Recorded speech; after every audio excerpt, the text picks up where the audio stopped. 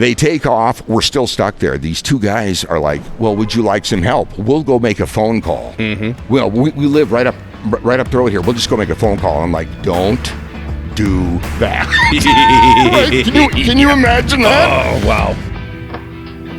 Real cars, real guys, and real talk. Live from the gearbox at Unique Classic Cars. Welcome to Motorhood.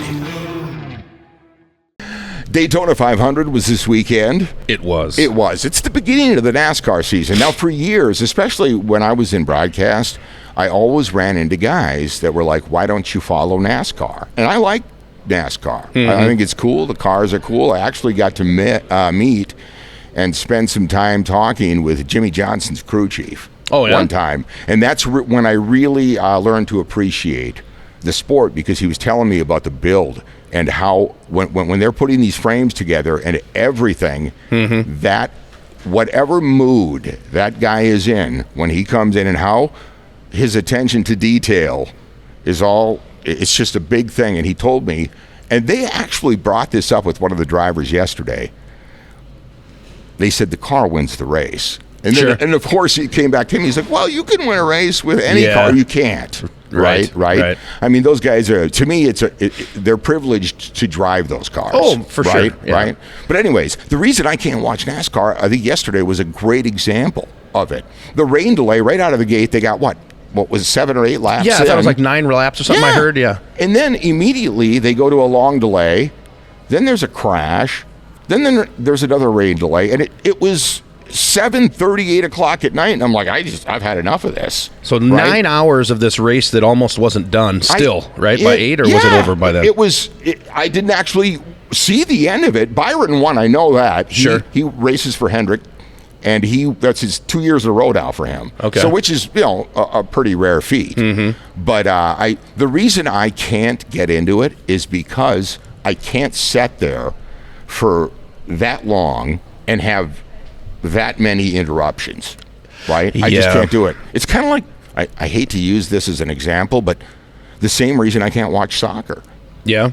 I need stuff to happen now. Mm-hmm. Like the drag racing. I was talking to Jay this morning about the Sturgis rally out in with the Mustangs later this summer, and he was like, they have drag races, guys match up their Mustangs, they have at it, things like that I could get into. Well, and your attention span is probably like mine. It's fairly short. It is, at a drag race, I mean, heck, for you it'd be just like sex. Drag race, 8 or 9, 10 seconds, bam, it's over and you're done, and you had your enjoyment, and you're good to go for the day, right? You're in, you're out, we had our fun, and it's all done. Speaking of great racers, what do you think of Dick Trickle? Dick Trickle. He was a NASCAR guy, right? I feel like that's someone you'd follow.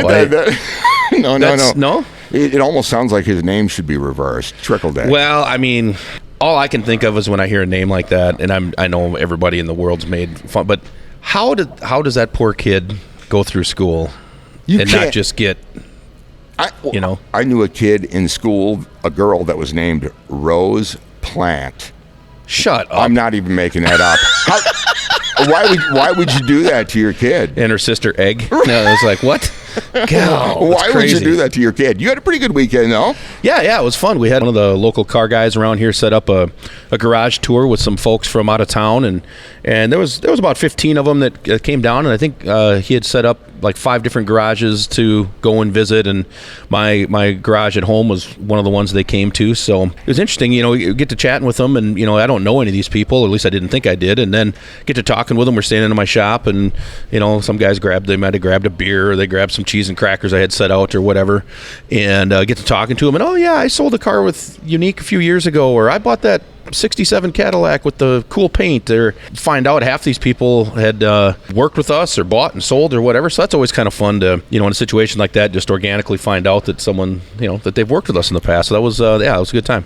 I like the fact that they're moving the man cave out of the basement and guys are building garages now. Oh, I'd go nuts in the basement. Yeah. In fact, my wife and I were just talking about this weekend. I'm like, we've got, at our house, there's a basement and there was a bar, a smaller, nice wet bar downstairs or whatever. We've lived at this place now I think this is our 4th or 5th year. You know how many times we've used that wet bar in the basement? Zero. Right. None. Not one time have we had adults down there to sit at that little bar and have drinks. Now, when the kids have friends over, it's covered with popcorn and Doritos and, grape pop and Dr. Pepper.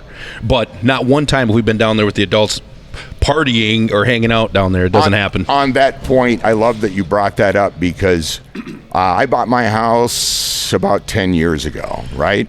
And my wife, it seems like every time I find a spot that I'm going to set up and it's going to be mine, she finds some other use for it. Oh, sure, right? yeah. Right?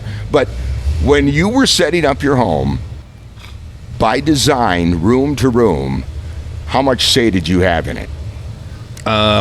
How many times did I use that bar in the basement again? Yeah, exactly. 0. There are spots all over our house that she thinks look pretty, but they're not functional and they never get used. And I'm thinking that'd be a good spot for me. Yep. But it never happens. Every time I think, oh, look at this extra space, she's like, oh, I could set up my photo stuff here. Or this would be a great spot for Pilates. Right. Or all of these other things. And I'm like, at what point? Where am I going to wind up? That's why guys are on the garage. Have you looked in the hallway closet yet? Yeah, that's probably where I'll wind up. I need to set up the garage, but my house being built in 59 doesn't have a gigantic garage. I was lucky to even have a 2-stall. Right? But well, there was a Nova driving by. Sounds pretty good. That's the sound of our Zen. I tell people that. I tell people that all the time. We're going to talk about a couple of cool off-road vehicles. They're not really, you don't have to use them for off-road, right? True. But we did get a Humvee in last week. Yes. Right? And that is a civilian version of what looks like the military model. Right. Because it was 1992. I was in 90 to 94 in the Marine Corps. So that as soon as that rolled in, I was like, Jesus, that reminds me I bet you it took you back a little. Camp Pendleton. Yeah. And I have a great story. Hit me with it. Before we talk about the Humvee. Okay. It was about 1993, and I was at that point what they call salty. A guy who was, not planning on re-enlisting. We get a couple of new guys in. These are going to be the replacements for all of us that are about to get out, right? Yep. We train them in for a year. So they come in, and my commanding officer on a company level was like, take these guys, these FNGs out and teach them how to drive. Yep. Right? They need to know how to drive Humvees. They're going to be taken over. So being a Lance Corporal like I was and feeling like I had everything under control, I'm like, let's go for a spin. I took them out off base, which we do because we train on the beach there in Southern California. And I brought them over to the beach where the girls were. There was a lot of things going on. I'm like, let's go show off. I was, the bravado, the testosterone was flowing. So we're having some fun. We're pulling in and out of the surf, which drives mechanics nuts because you're getting salt water all over these things, and you got to hose them down when you get back, right? So we're driving through the beach, and I've got them in the nude section now. Sure, right? Attaboy. Because you go north of Black's Beach in Southern California, and it starts to gradually evolve into a nude beach. Sure. So we're driving through there. We're showing off. People are waving. The patriotic atmosphere was high because we had just come back from the Gulf at that point. Right. And we keep driving. We get a little further up, and we realize, oh man, where's all the girls? And it was mostly men. Uh-oh. So we had ventured our way into it was men. Yes. Okay, just dudes hanging out. Roger that. And as we're spinning around, showing off, doing our things, smoke starts rolling out from under the hood of this thing. Like I couldn't even see what was going on, and I'm like, what's happening? Oh my gosh. A hose blew to the radiator, and it just developed maybe a 2-inch crack, right? But we lost everything. Right? The radiator fluid was way down and stuff. So now we're stranded there, right? We are in this section of the beach. We are stranded, and I'm thinking to myself, the all-male beach. Yes, yes. And I'm like, they're gonna flame my ass, Yep. right? Because I'm not even supposed to be here, and I've taken these new guys out and we're doing this. So I'm like, what do we do? Well, there was two gentlemen that were there because we drew a crowd when we broke down, right? And we got the guys in the Navy on 46s just off the beach in helicopters hanging out the side. Yes. The C-40, the 46s were the dual rotors, right? Sure. So they're looking out and they see we're broke down and they see where we're at and they're heckling buckled over laughing, giving us the finger, doing all of these other things, right? We're like, God damn it, we're not going to get any help. Yeah. They take off. We're still stuck there. These two guys are like, well, would you like some help? We'll go make a phone call. Well, we live right up the road here. We'll just go make a phone call. I'm like, don't do that. Right? Can you imagine that? Oh, wow. So I make these two PFCs strip down to their skivvies, which is their underwear, and fill a couple of empty wine bottles that these gentlemen... They had one. Of course, they had wine bottles. Right. Yeah. And we filled the radiator up. Right. And we got it going. And we took the first aid kit that was under the passenger seat, and we used gauze and all of the tape and anything we could do just to get that hose. Yes. Wow. I know, just to get that hose to make it back. Right. Yeah. So eventually we get it patched up. We drive back, and of course, what's the first thing you have to do with salt water in the radiator? Oh, right. We're trying to keep this a big secret. Yeah. Right. So we drove to the motor pool. They flushed it. We hosed them all down. Yep. And I parked it. And I thought everything was great. Little did I know that First Marines, which is another unit, had seen us. Yeah. And they had called it in when they got back. Oh man. But I never knew about this until I was about to get out. A year later, and my commanding officer, he had because it's scuttled. I mean, the rumors had worked around, but he said the only reason I couldn't bring you guys in is he said I couldn't have done it without laughing my ass off.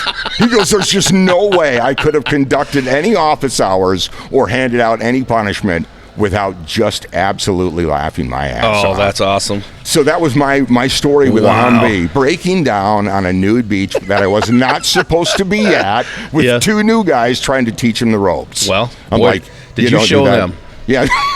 Show them what not to do, right? That's nuts. But we do have a Humvee that came in last week, and it's a civilian model of what a lot of guys were driving in the early 90s. Right, yeah, that one is, it was it's a limited edition. They only made like 300 and some of these for civilian purchase, and this is one of those, and it's only got like 15,000 miles on it.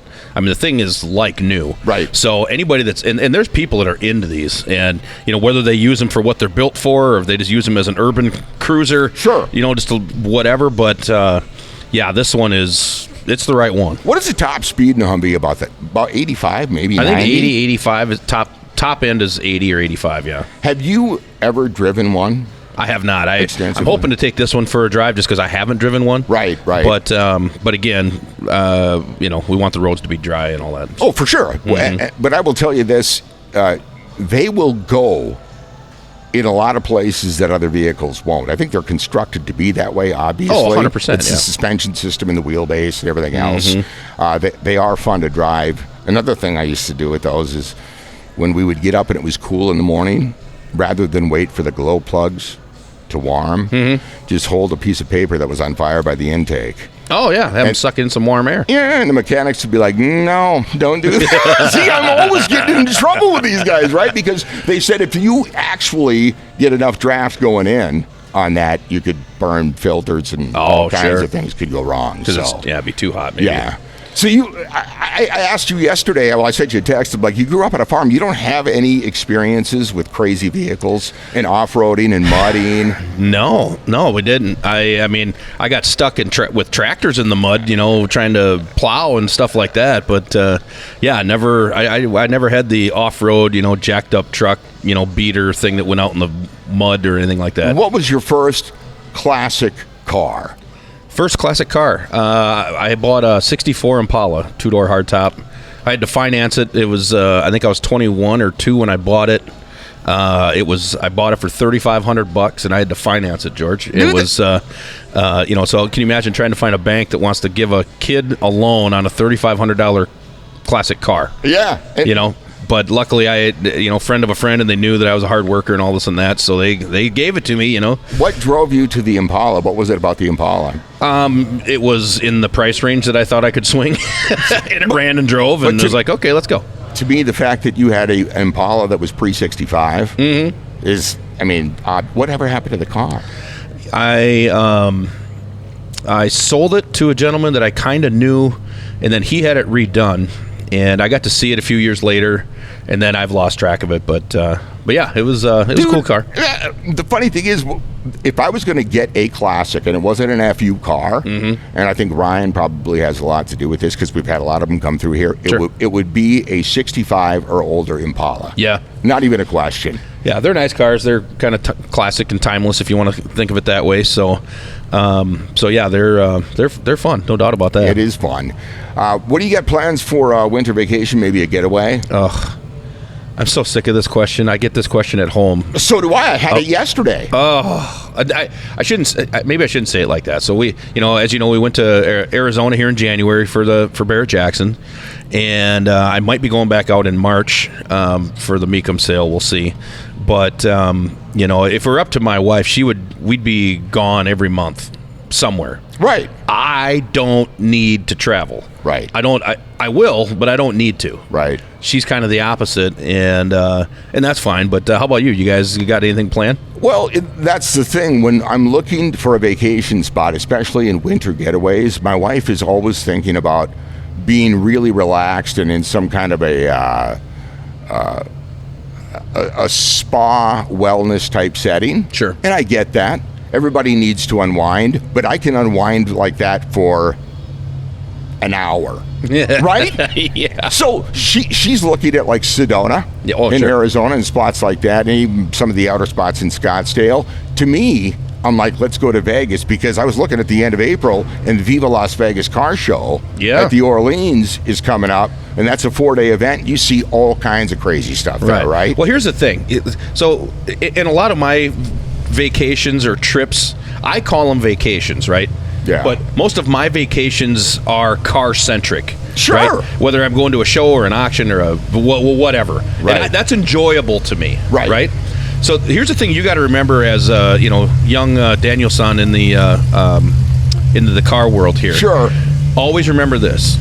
If you go and plan your vacation around a car show or some side of a car event, plan around that, and you can always find a spa. Right. However, don't fall into this trap. Don't plan a vacation around a spa, because there's not always going to be a big car show. So do not fall in that trap. She's trying to get you there. Right. You don't want to wind up sitting in a chair by a pool waiting for the aliens to arrive. Right? Yeah. Honestly. Yeah. So it's like, but to that point, I'm always looking for a spot where I can do some of the things that I want to do, and she can still do the stuff that she wants to do. And that's why I love Las Vegas. It's as crazy as it sounds, and I've been to Denver, Nashville, all of these other cool spots, and I can find things to do, right? Yep. I mean, it's all right, but if I want to go someplace, I want to have an event like what you were talking about. Yep. Build it around that, because guess what? There are spas and wellness centers all over the place in Vegas. Right. Right? So you can do that. Yeah. You could shop, do all of those. Hell, I could buy a car for the same price as some of the Yeah. your wife will. Right. But let me back up. Who the hell goes to Las Vegas to relax? That's like an oxymoron. It is. Absolutely. I'm one of the relaxation that happens in Vegas stays in Vegas. Have you ever heard someone say that? No. There's a reason for that. Nope, you're getting into trouble. I'm up early every morning, and I'm usually late into the evening as well, because you can people watch, if anything. Yeah. Are you a gambler? I am not a big gambler, but I like to go to the sports book. Usually every spring, if we get there before Major League Baseball fires up, I'll throw money on the Twins, which is just like throwing money down the drain. Why don't you just... Speaking of light, do you use that to start the Humvee? You could just light it on fire. I should. That's because that's about where it's headed. But no, I like to go to the sports book, and I like occasionally to bet horses. Yeah. What about you?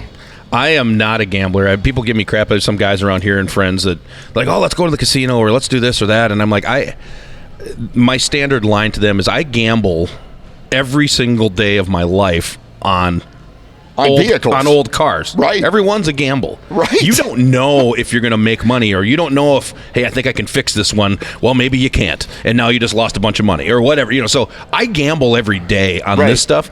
To go feed a machine and throw some greenbacks in there, nothing for me except piss me off. I'm with you. And on the odd situations that I do go, and I'll be, I'll put $40 in, and these guys, they throw hundreds in at a time, Sure. And I'll throw $40 in, and I got no return, and I'm like, I'll go find them, and they'll be like, "What are you doing?" And I'm like, "I'm done. I lost $40. F this. I'm out of here." And they're like, "You quit after $40?" I'm like, "Yeah." It pissed me off. You know what drives me nuts? Even if it's 40 or a couple of hundred or whatever, when I'm done with it and I get up and leave, I think about what could have I bought with that money? What could have I done with that money? How long does it take you to spend $200 in a machine if you're really just sitting there at it? I mean, do you get an hour out of it? Maybe. I don't even know if you'd get that. So I'm like, for $200 an hour.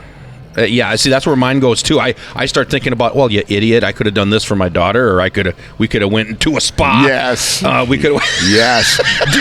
Do you hear this from these guys when they're like, "Hey, man, I do well at the card table"? Oh, I love it when. I know. Yeah, I usually win. I don't play unless I win. Shut up. I'm like, you don't win. That's why Vegas is built like it is. Yeah. You paid for it. I love these guys that they post on their Snapchat or Facebook, and they post the pictures of the E-Tab thing, and they won $1,800, or the Rippy, and they won $300 or whatever. And I was only $60 and got $300. Pretty good, huh?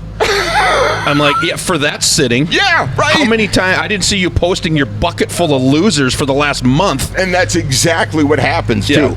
Anybody who tells me that they win when they gamble, it absolutely does not happen. The math proves that you always come out on the low end of that. Right. Unless you're the bookie. Right. And I try to tell people, I'm like, you want to know why there's a half point in spreads? Because it creates a gap.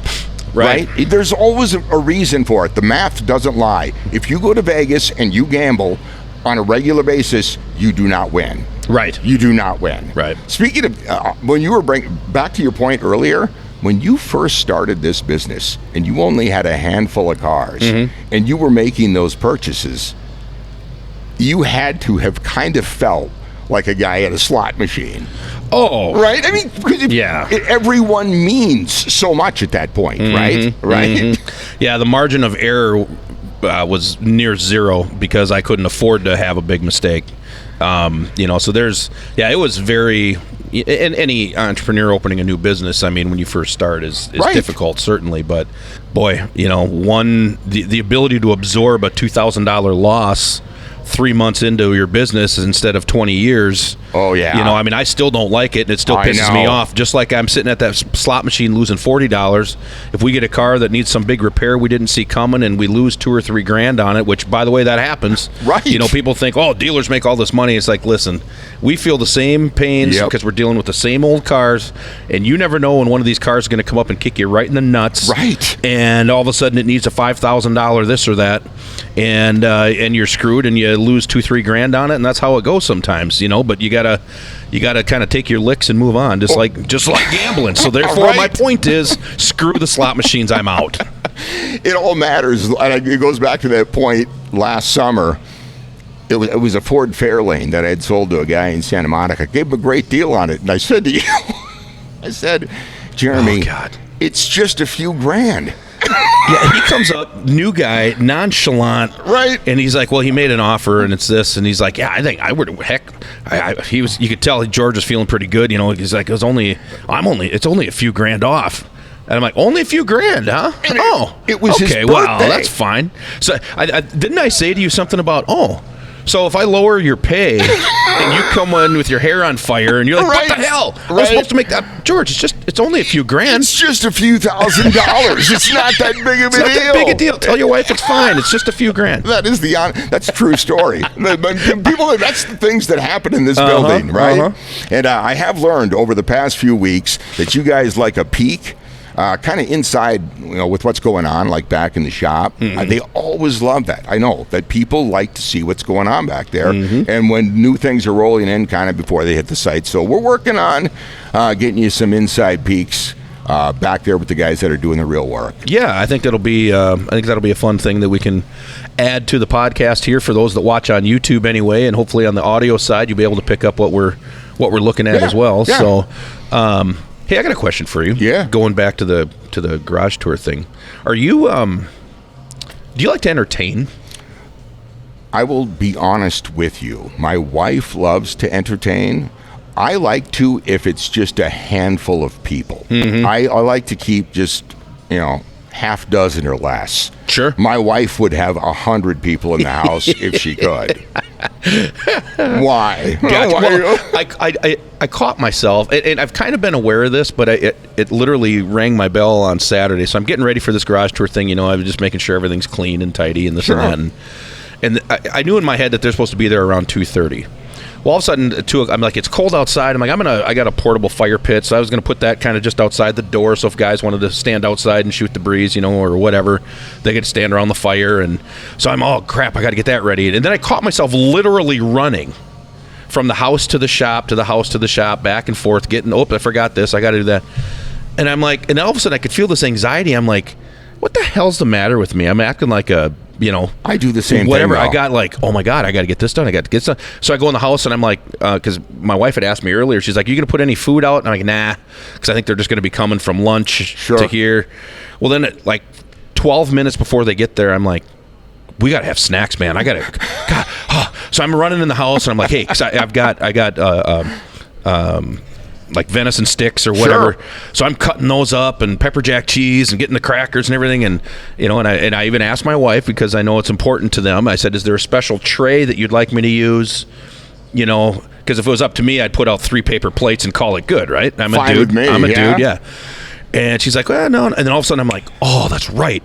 So I turn around, run out of the house. I go to the shop, because I've done this before. It had been a few years. I almost forgot about it. Life hack. What I use for a snack, I've done it with chips and salsa or chips and guac or whatever. I have a 1966 Cadillac hubcap, right? And it is perfect because it's got the cap's got a raised dome. You put your guac or salsa in there. It chips around in the ring. Well, this time I had sliced cheese, the little venison sticks chopped up like this, and some crackers and everything. And of course, the big Cadillac emblem's in the middle. A couple of the guys came over. They go to, hey, hey, do you want some snacks? Like, oh yeah. And they get over there and like, oh, of course you do. I'm like, what?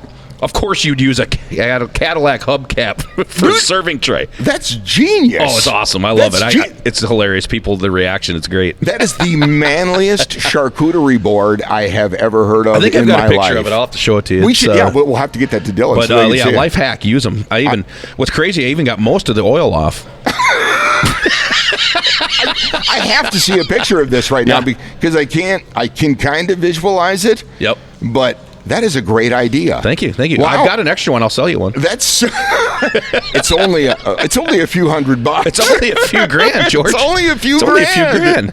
But it was so weird. I was all anxious and I'm like, what the hell's going on? I don't know. I'm impressed by the creative nature of that. My wife would be super impressed because charcuterie boards are like her thing. Yeah. Right? Yep. If you have a picture of that, you got to send it to me. Yeah, I will. Because it's like, look, again, we're in a man cave, we're in a car shop or whatever. It's like, I try to do everything. So I've got, I've used from the body shop, the paint mixing cups, the smaller measuring cups, and they get all the things on the side. I've got those cleaned out. I use those for cocktail glasses sometimes. So anything car related you can repurpose. I'm impressed. See me for more tips. I'm impressed. You've got a bit of a flair when it comes to entertaining. Hey, it's just matching the decor to the genre. That is awesome. That is awesome. You might be off for our next podcast. We'll kind of have to wait and see on that because you own the business. You have things to do. You're running around. You got to get cars in here. Well, actually, I'm not though. What I'm doing is I'm going to go snowmobiling.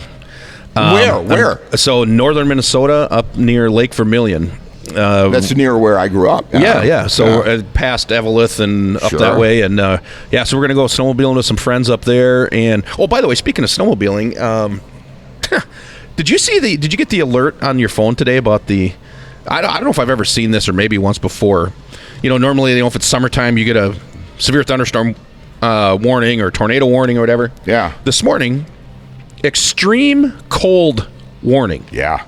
Extreme cold warning. I know. I'm like, what the hell is that? It is.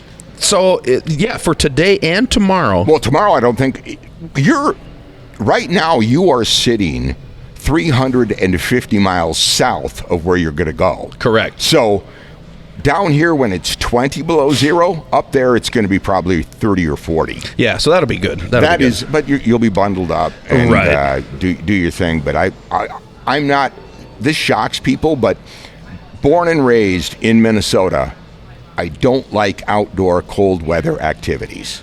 Yeah. None. I mean, I played hockey growing up, but you stay warm when you're doing that. Oh, right? sure. Yeah. Right? We played that, but for some reason. Snowmobiling, my brother, big fan, right? He does it. We're right on the trails, right? We can just drive all over and stuff. But just being outside in the cold, does that make me just a wimp? Well, that and a few other things. And a few other things, right? Yeah, well, that's it. I was going to say, Vermilion, if you venture, are you guys going, how far are you going to go in? Because we're going all the way. The north... I knew it. Because the northwest Arrowhead region of this state, you could get lost. Oh, yeah, yeah. Or northeast. It was the northeast. Yeah, yep. So it's like absolutely not. I'm dying to hear about your adventures. Yeah, it should be fun. Hopefully we'll keep it trackside down. And let me ask you this. When you go out snowmobiling, does your wife ride with you or does she got her own sled? Well, we've got an extra sled, but on this thing, she's only ridden twice with me on this other sled. Both times she's rolled the sled. Now, wasn't a crazy crash, but it's coming around a corner and it just lands on its side, or she tipped it up against a sign one time. I'm like, if we're going up there and we're buzzing across the lake, and it's miles and miles and miles on this frozen lake, and then you got a portage once in a while to get all this stuff. I'm like, no, so I had to buy a 2-up seat for my sled, and she's going to ride with me. It's funny because she had weighed in. We were with our sim racing and stuff. Yeah. And she had weighed in that you do indeed, and I know this for a fact, like to get from point A to point B in a hurry. I do. Do you drive your snowmobile like you drive your cars? Oh, God, yeah. Yeah. Let's go. That is insane. Yeah, so, that's the thrill of it. That's the fun. That is so when any doubt on your snowmobile, you gas it. Yes, of course. We let her You rev. have to. You have to. When in doubt, gas it. Yep. So if you're not here. If you're not here, there's a chance maybe we can bring some of the staples here in to talk about Mustangs and some of the things that are coming up this summer. That sounds good. You know how I am hung up on Shelby GT350s. Yeah. And I would have had I never walked in here and got to know these guys and got around the cars and stuff, I would have never went down that road. That tells you how much, if you're even wanting to dip your toes in the water, come in, look at the vehicles, do some research, drive them, right? Yes, drive the cars. Because now I might go from that 350 to one of the Boss 302s. They also go 66, I've heard. 66. Or a little quicker. Yeah. Again, when in doubt, let's gas it. Let's just gas it. No pounding on the table. We can't pound on the table because it reverberates into this. Right. And the audio is. Yeah, I know. I caught myself doing it last time. You're not pounding, but it's just like if you touch, it's anything on this table.